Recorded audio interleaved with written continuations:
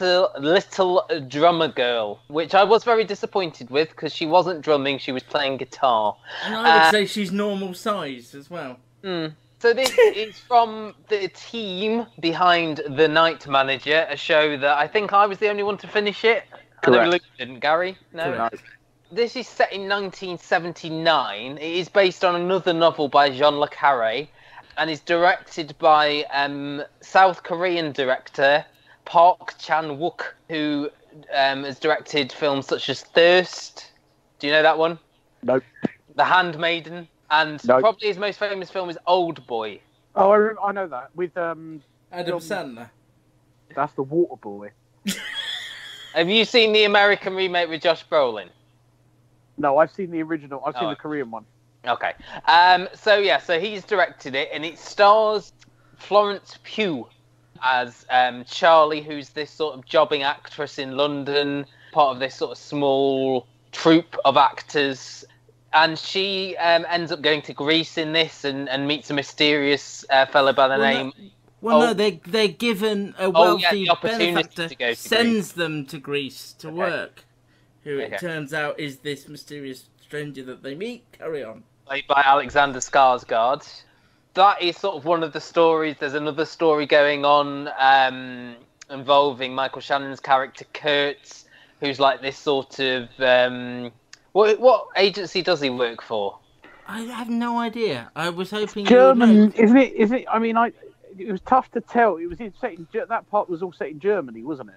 Should we just say he's an Israeli spy master? Who's trying to sort of kill this guy who is targeting prominent Jewish officials. You get sort of his side of the story and him. Well, there's three brothers, isn't it? That he's trying. There's a ring of three that have been setting off these terrorist. Do you want to do this bit? No, I think you're doing a better job. I'm just helping you along. They've been setting off these terrorist attacks across Europe, taking out Jewish people, and he just wants to bring them to justice and take them out and find out why they're doing what they're doing and how. The episode sort of ends with mysterious fella who Florence Pugh's character meets, driving her to this house very sort of fast, and she gets very scared, and it ends up with Kurtz opening the door and going, "Welcome." He's sort of touted a bit like, if you like The Night Manager, you like this, but as two people who didn't like The Night Manager, or who didn't stick with it. I mean, I liked it as a sort of bit of escapist sort of fluff. It was very sort of pristine and sheen and shiny, and I think this benefits from being in like the 70s, the late 70s, sort of the grubbiness of it, especially in the scenes with Michael Shannon and in the sort of the scenes in London with Charlie and her crew, and then obviously you go to Greece and it's a bit more sort of continental. It hasn't got that sheen that The Night Manager had, which I think may have been certainly Luke's problem with it. Gary. I didn't like it. I found it a little hard to follow, and I was watching intently. I wasn't watching with Twitter or anything like that. Was there anything specific that you didn't understand? I think I found the plot a little hard to follow. It did flick back between this kind of like, as you say, jobbing actress to this kind of Mossad. That's the name of the Israeli. Thank you. Mossad. I kind of got a little bit lost, and also the way he was conducting his investigation, the Michael Shannon character, was very haphazard. First of all, he was interviewing the husband or the father of the little girl that was blown up. Then he was sort of discussing it with colleagues and telling them what to do. Then there was a moment where he was shouting in a room. And I appreciate that they're not trying to give away too much. And I know Jean le Carré style. I've seen Tinker Tailor Soldier Spy, the film and the series. And it's, he's very kind of like undercover spy, and he likes to sort of delve deep into these things. But it kind of lost me. Luke? Loved it. I just found Michael Shannon instantly likeable. I thought I'd seen Florence Pugh in something else, and I hadn't. So she was new to me. She was in Marcella. Gary. Yeah, exactly. So I hadn't. So we hadn't seen it. Yeah, she was in the first series of Marcella. Yeah, I was immediately on her side. I feel like Gary and I have switched places, because Gary said all the things that I would have probably said about this show, but for some reason I watched it on my own on the preview site, and instead of being irritated like Gary was, I was just intrigued.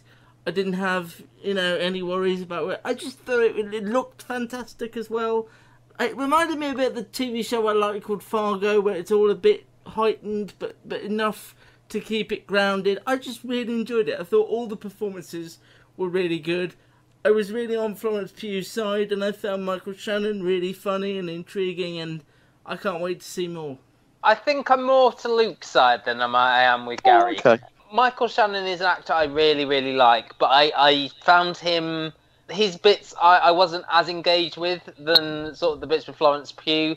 I found him very mumbly at times. Well, Michael yeah, I Shannon. could agree with that. And he had the sort of exposition-y role, so there is a lot of stuff to get out. He's saying, this is who this is who this is, this is why we're doing this. I mean, I like the bit where they went around the sort of the Munich Olympic ground. His bits did remind me of the film Munich. I've seen that, and that I thought that as well. Actually, to be fair, I did think that part was particularly good. It was something relevant that I could relate to. It was something grounded in history that I thought, okay, now I know what period of time I'm in and where we are, kind of thing. But I really like the stuff with Florence Pugh. I think she's fantastic. I really liked her. I just found her so engaging every time she was on screen. Her sort of little band of actors were very believable together. And her dialogue wasn't great, but it didn't bother me because she was just so convincing in this role. Human sponge, me. Read it, hear it. It's in. Yeah? Mm-hmm. So what did I say to you the first time we met? Well, you thought that Charlie was a boy's name. It then took you 19 hours to tell me your name, which is Peter Richtofen. You're a mongrel. You hate passports. You drink Botaris at all hours of the day. You act like you've been everywhere in the world except London. You think I'm Rosalind? You were married once before, but you don't like talking about her.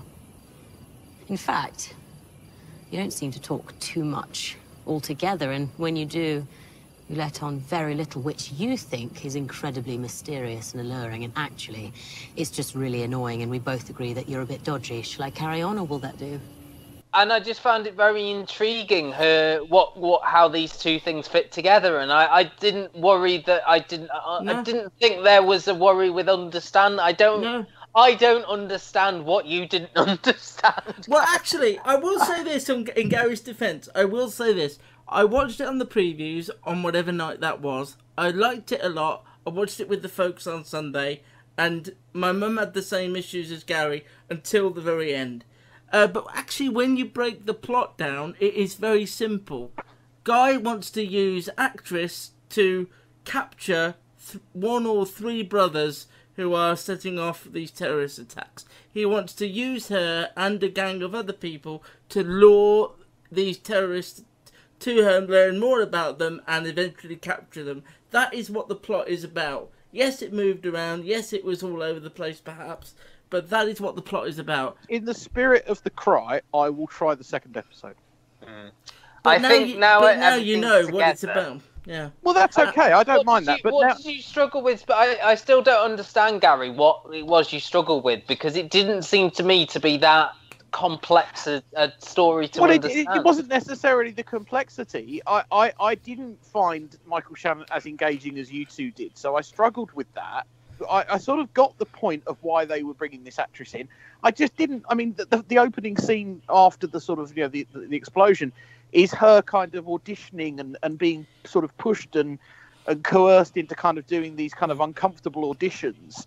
So I was a little bit sort of like, well, where does that put? And then she's doing this kind of like sort of thespian sort of production of, I don't know what it was supposed to be.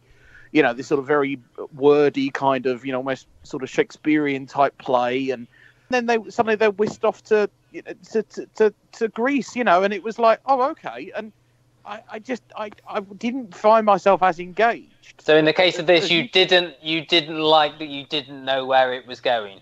A little bit, yeah, and that there was not. I mean, they gave you timestamps and places, so I understood we were in Germany and you need those. You seem to need those sort of markers more than a lot of other people. Maybe, as I say, it's a trait of a John le Carré book and film. in that he doesn't reveal everything in the opening scene. You know, he does reveal things as the show goes on. I understand that. I just, it didn't grip me. But I will give the second episode a go in the spirit of the cry.